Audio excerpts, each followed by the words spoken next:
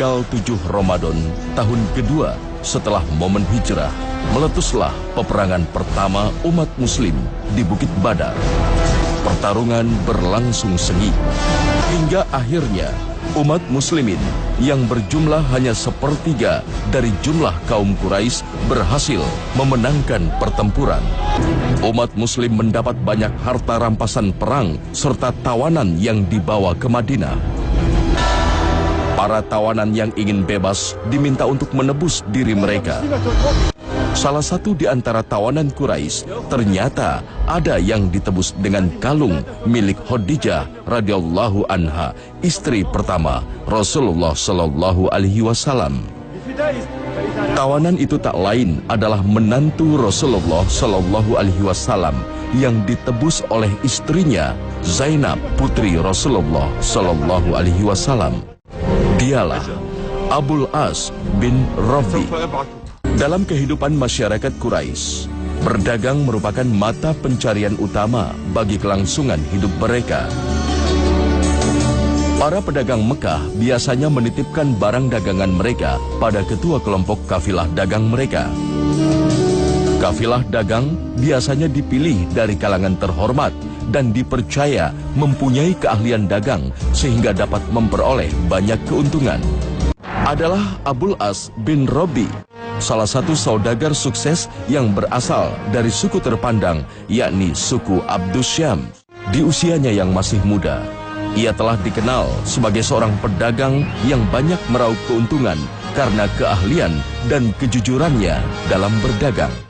Kesuksesannya juga didukung oleh kekerabatannya dengan seorang saudagar terkenal, yakni Khadijah binti Huwailid, istri pertama Rasulullah sallallahu alaihi wasallam. Hubungannya sebagai keponakan Khadijah inilah yang kemudian membawanya dekat dengan keluarga Rasulullah sallallahu alaihi wasallam. Bekal kecerdasan dan kejujuran yang dimiliki Abul As bin Rabi membuat Khadijah berniat untuk menikahkan dengan putrinya, yakni Zainab binti Muhammad sallallahu alaihi wasallam. Sejarah tidak mencatat kapan Abul As datang melamar Zainab, putri Muhammad sallallahu alaihi wasallam. Muhammad sallallahu alaihi wasallam yang saat itu belum memperoleh predikat kerasulan merestui pernikahan putrinya, yakni Zainab, dengan pemuda jujur dan terpandang Abul As bin Rabi. Abul As adalah orang yang jujur dan Abul As adalah orang yang sangat amanah dan teruji amanah ini sehingga dia adalah orang yang layak untuk dinikahkan dengan putri Nabi Shallallahu Alaihi Wasallam. Semua peristiwa ini terjadi sebelum Nabi SAW menjadi Nabi.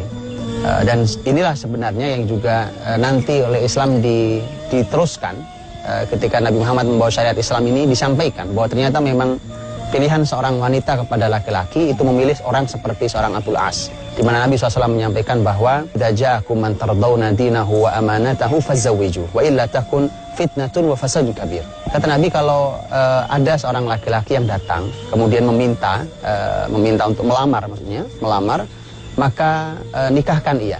Asal laki-laki itu adalah tardawna dinahu wa amanatahu. Kalian ridhoi agamanya dan amanahnya. Inilah yang paling hebat dari laki-laki, yaitu agamanya dan amanahnya. Ketika dua hal ini ada pada seorang laki-laki, maka fazawwiju, kata Nabi, nikahkan ia. Nikahkan ia dengan yang diinginkannya, karena kalau tidak, maka akan memunculkan fitnah dan kerusakan yang besar. Kehidupan rumah tangga Abul As dan Zainab selanjutnya berjalan harmonis. Mereka tercatat sebagai pasangan suami istri yang saling mencintai. Hingga tiba saat tugas menyampaikan risalah Islam datang pada Muhammad sallallahu alaihi wasallam. Saat itu Rasulullah sallallahu alaihi wasallam diperintahkan untuk menyampaikan Islam pada keluarga dan kerabat terdekat.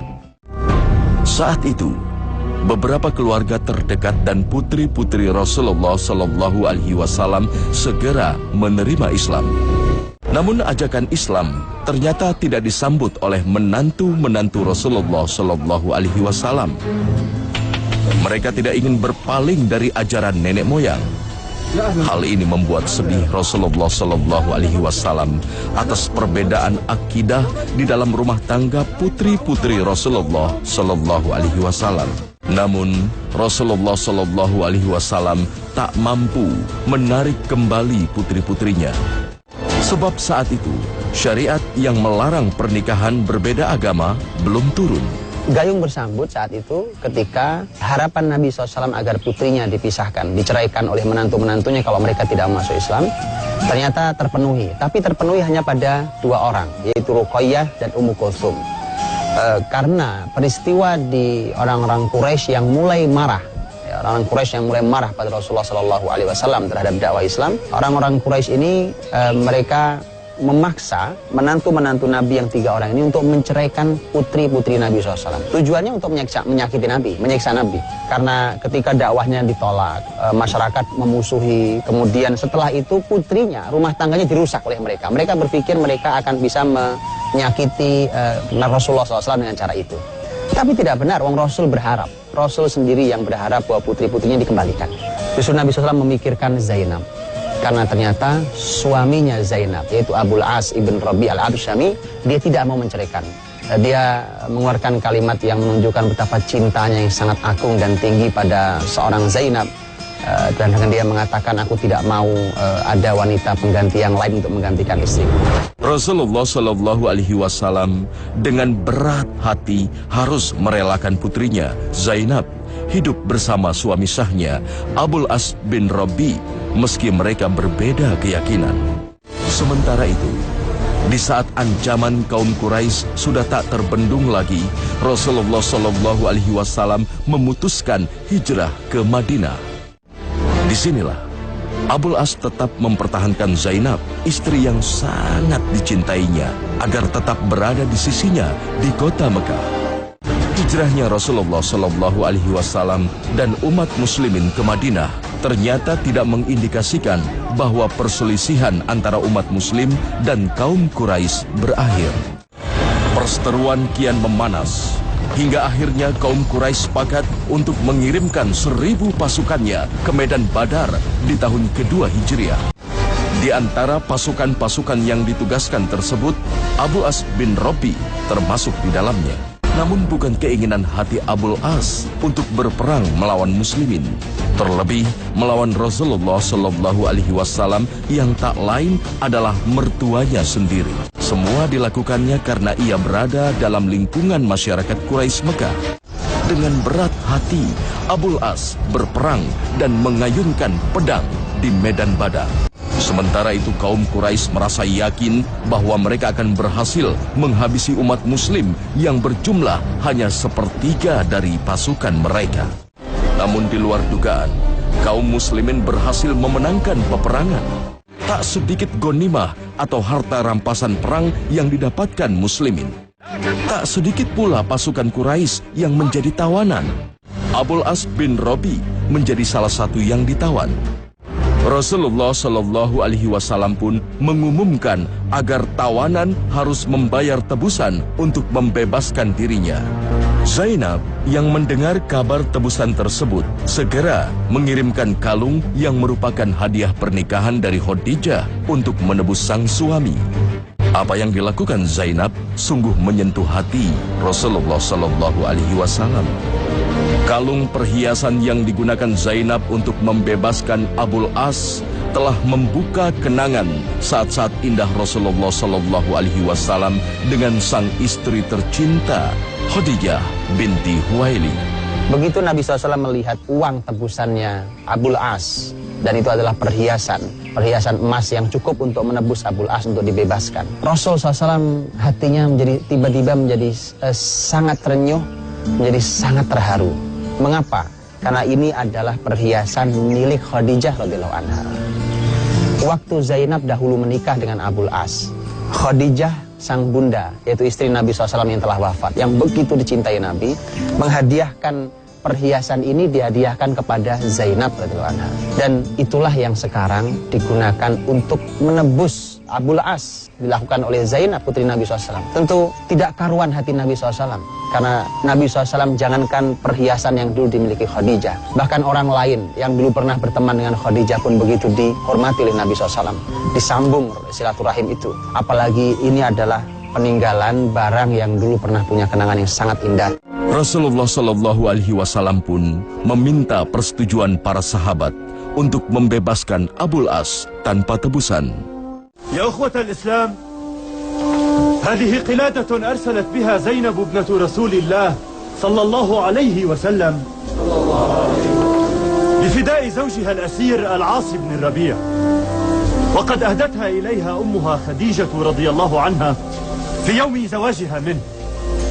فإذا رأيتم أن تطلقوا لها أسيرها وتردوا عليها قلادتها فإن رسول الله يحب ذلك. Bebaslah Abul As dari tawanan perang Badar dengan satu syarat. Inilah syarat yang disampaikan Nabi. Nabi SAW menyampaikan bahwa kembalikan putri saya, Zainab. Karena saat itu Nabi sudah bisa memberikan syarat. Karena Nabi telah berbuat baik. Abul As dikembalikan, kemudian berkat tadi, perhiasan itu, tapi Nabi minta satu, kembalikan putri saya. Persyaratan tersebut disanggupi oleh Abul As. Zainab, inna furakaki lasabun alayya wa qasin ala qalbi wa ruhi. Walaqad kunti khaira halilatin wa ashira. Abul As memenuhi janjinya untuk memulangkan sang istri kepada Rasulullah Shallallahu Alaihi Wasallam dengan mengutus saudaranya untuk mengantarkan Zainab ke Madinah. Wa inna qalbi la yatafattatu ala furakika. Walakinni wa'adtu abaki ba'da an manna alayya wa atlaqani min al-asr. Meski hatinya enggan berpisah, Abul As tetap menunjukkan komitmennya pada Rasulullah Shallallahu Alaihi Wasallam. إني لا أرجو من الله أن يجمعنا ثانية. أما الآن فارحلي إلى أبيك في يثرب، لأني والله ما أغفر زمام رجل مع أني لا أؤمن بدعوته، ولكن والله ما في الأرض مثيل له. ارحلي يا زينب. Hari-hari berikutnya dijalani Abul As tanpa Zainab di sisinya. Begitu besar cintanya terhadap Zainab dan begitu hormatnya ia pada sang mertua meski dia enggan mengakui kerasulannya. Sejarah tidak menemukan catatan apakah Abul As ikut terlibat di peperangan selanjutnya melawan muslimin setelah perang Badar.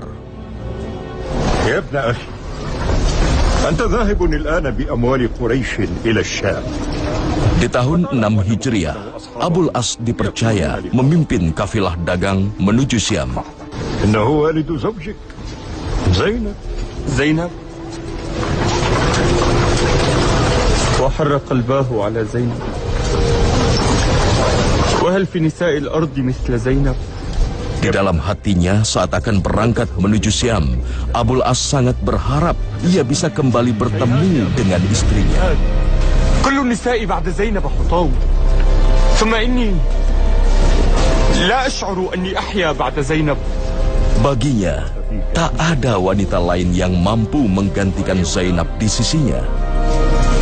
والله ما في النساء مثلها أمانة وصدقا وطهرا ونبلا. امضي إلى قافلتك واحذر. أنا هنا سيد مكة والكلمة لي ولك. Berangkatlah Abul As memimpin kafilah dagang yang membawa 100 unta. Perdagangannya sukses di Syam. Dan saat akan kembali ke Mekah, kafilah dagangnya bertemu sekelompok muslim yang kemudian mencegat dan menawan mereka. تحركوا يا أهل القافلة، إنه أبو بصير يتعرض لقوافل قريش. ويحكم إنه أبو بصير. Dibawalah kafilah dagang Quraisy ke Madinah. Beruntung, Abul As berhasil lolos dari sergapan. Diam-diam ia menyelundup ke Madinah dan meminta perlindungan istrinya. Setelah sholat subuh, Zainab mengumumkan bahwa ia melindungi Abul As bin Robi. يا معشر المسلمين إن زينب بنت رسول الله صلى الله عليه وسلم قد أجارت العاص بن الربيع. Namun Rasulullah Shallallahu Alaihi Wasallam mengingatkan saat itu syariat yang mengharamkan pernikahan berbeda keyakinan telah turun. sehingga otomatis Zainab bercerai dengan Abul As bin Rabi. Di pagi hari itu Rasulullah SAW begitu mendengarkan Zainab menyampaikan bahwa dia melindungi mantan suaminya Abul As. Kemudian Nabi menyampaikan pada para sahabat bahwa ini pun baru Nabi dengar. Maka Nabi berkata secara pribadi kepada putrinya Zainab radhiyallahu anha. Kata Nabi, hormati dia, tetapi ingat bahwa suamimu tidak boleh mendekatimu secara fisik karena sudah turun syariat Allah Subhanahu wa taala di mana dilarang seorang muslimah menikah dengan laki-laki yang bukan muslim. Itu juga menjadi pelajaran bahwa ternyata Nabi SAW dan para sahabatnya sepahit apapun, kalau memang itu merupakan syariat harus ditegakkan. Tidak ada atas nama cinta, atas nama kasihan, atas nama anak, atas nama rumah tangga. Allah Subhanahu wa taala berfirman dalam surat Al-Baqarah ayat 221, "Wala tankihul musyrikati hatta yu'min, wala amatum mu'minatun khairum min musyrikati walau a'jabatkum." Janganlah kalian para kaum laki-laki menikah dengan wanita musyrik sampai mereka wanita itu mau beriman, dan seorang budak wanita yang beriman lebih baik daripada seorang wanita yang musyrik walaupun wanita itu mengagumkan dirimu. Begitu sebaliknya. Wala tunkihul musyrikina hatta yu'minu wala 'abdum mu'minun khairum min musyriki walau a'jabakum. Dan buat seorang wanita tidak ada pilihan bahwa seorang wanita muslimah harus memiliki suami yang muslim. Tidak ada pilihan yang lain. Tidak. Bahkan rumah tangga sudah berjalan dan mungkin sudah punya anak. Karena perlu diketahui bahwa Abul As dan Zainab sudah punya anak. Nah, di sini artinya bahwa kalau memang mereka harus dipisahkan. Bahkan sudah lama, cinta mereka luar biasa, bahkan sudah punya anak sekalipun. Kalau seorang suami murtad, maka pernikahan batal demi hukum. Atas jaminan keamanan Zainab, Abul As menemui muslimin dan meminta agar kafilah dagangnya dipulangkan. Wallahi law kana mali lataraktuhu wala ma sa'altu anhu. Walakinahu amanatu Quraisy. Wa ana wallahi ma khafartu amanatan qat. فإن رأيت أن يرد مال القافلة علي فجزاك الله وجزا صحبك خيرا. Rasulullah Shallallahu Alaihi Wasallam pun kembali melibatkan para sahabat untuk menentukan keputusan yang akan diambil. Sebab ghanimah atau harta rampasan perang menjadi harta yang halal untuk dimiliki. Namun kebesaran hati Rasul dan para sahabat membuat mereka akhirnya memutuskan untuk mengembalikan kafilah dagang pimpinan Abul As bin Rabi. Ya Rasulullah, hayya ya ibn Rabi', hayya hatta ta'uda ilaika qafilatuk, hayya.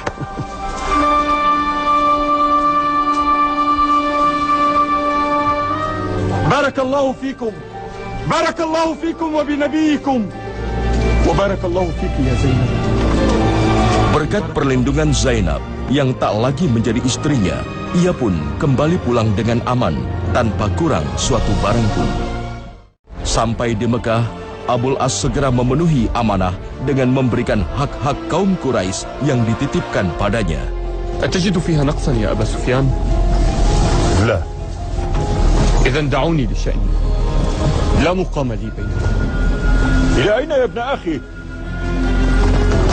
Ila haitsu ajidu dallatu taghayur.